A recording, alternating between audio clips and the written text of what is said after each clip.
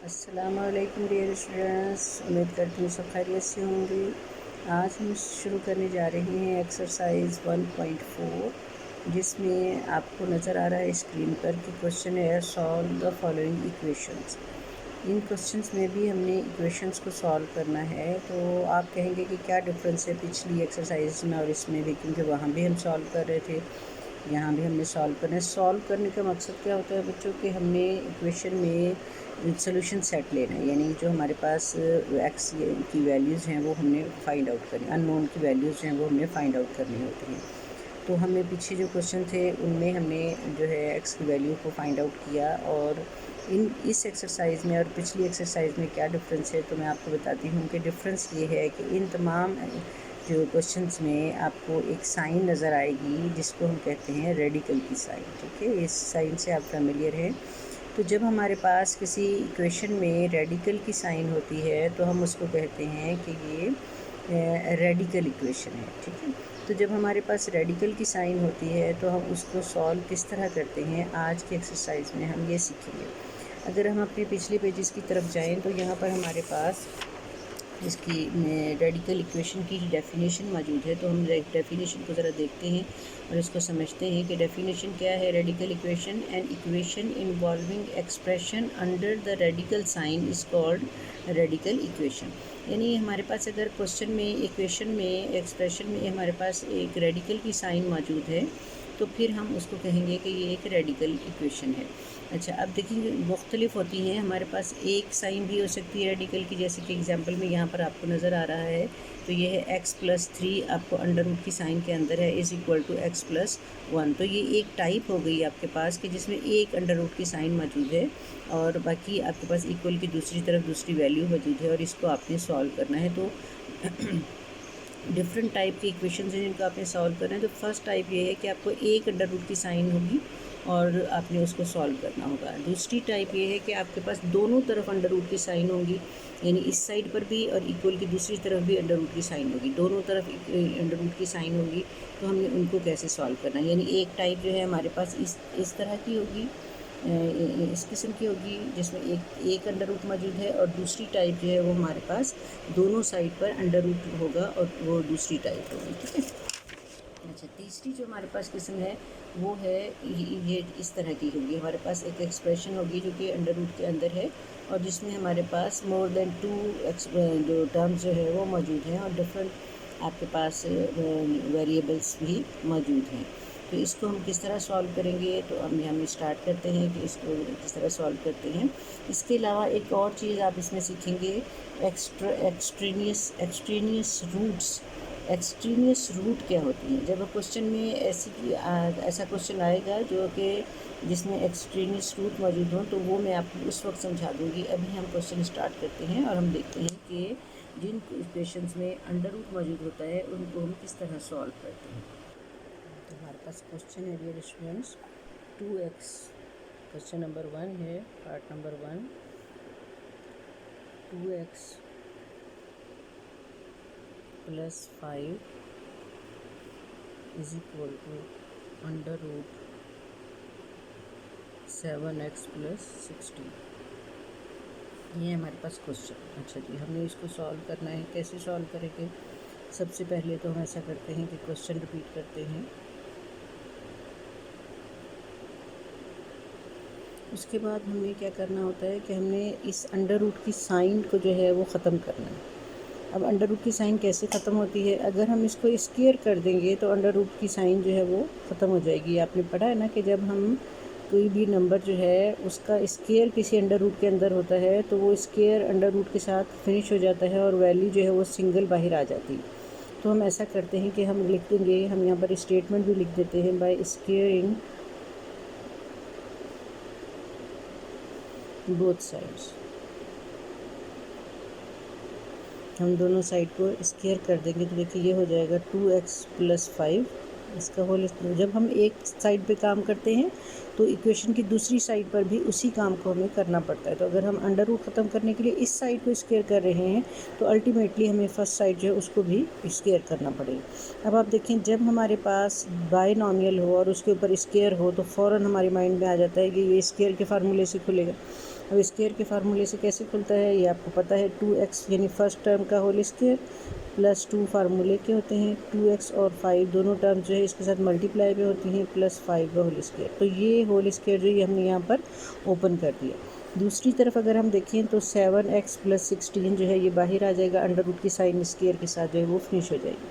अब आप देखिए यहाँ पर जब हम इसको सॉल्व करेंगे तो ये हो जाएगा 4x² प्लस 2 2 ज़ा 4 4 5 ज़ा 20x plus 25 is equal to 7x plus 12। तो हम इसको स्टैंडर्ड इक्वेशन बनाएंगे तो ये दोनों वैल्यूज़ इधर आ जाएंगी 0 के बराबर होने के लिए। ये हो जाएगा 4x² plus 20x plus 25 minus 7x minus 16 is equal to 0। अब ये लाइक टर्म्स आ गई दो हमारे पास, 4x², ये प्लस का है ये माइनस का है, हम माइनस कर देंगे तो ये हमारे पास आ जाएगा प्लस का 13x और प्लस 25 है माइनस 16 है, दोनों माइनस हो जाएंगे तो हमारे पास आ जाएगा प्लस 9 इज इक्वल टू 0।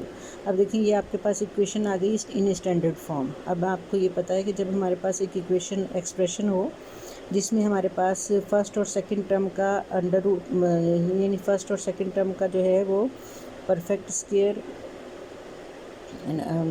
हम इसको कर लेंगे, फैक्टराइज करके कर लेंगे। 4 9 ज़ा 36 के ऐसे फैक्टर बनाएंगे जिनको हम ऐड करें तो 13 आए, क्योंकि दोनों साइडें प्लस की हैं दोनों वैल्यूज़, तो प्लस करें तो 13 आए और डिवाइड करें तो हमारे पास 36 आ जाए। 4 9 ज़ा 36 हो गया, 2 1 ज़ा 2 2 8 ज़ा 16। तो इस फर्स्ट फैक्टर जो है वो है 2 × 18, तो ये तो हमारी इस रिक्वायरमेंट को पूरा नहीं कर रहा। दूसरा फैक्टर देखते हैं, 2 9 ज़ा 18, तो इसका मतलब ये 4 हो गया, 4 × 9। अगर हम 4 और 9 को प्लस कर दें तो हमारे पास 13 आ जाएगा और 4 और 9 को मल्टीप्लाई करें तो हमारे पास वापस 36 आ जाएगा। तो ये रिक्वायरमेंट पूरी कर रहा है हमारा 4 और 9। तो हम यहाँ पर इसको इस तरीके से करेंगे कि हमारे पास दो वैल्यूज़ आ जाएगी, एक हमारे पास आ जाएगा 4x और दूसरा आ जाएगा प्लस 9x। तो ये वापस देखें 13x बन जाएगा प्लस 9 इज इक्वल टू 0। तो यहाँ से हम देखेंगे तो हमारे पास कॉमन निकलेगा 4 और x, बाकी बचेगा x प्लस 1 और यहाँ से प्लस 9 कॉमन निकल आएगा, बाकी बचेगा x plus 1 is equal to 0। तो ये x प्लस 1 कॉमन आ गया और हमारे पास दूसरा ब्रैकेट आ गया 4x plus 9 is equal to 0।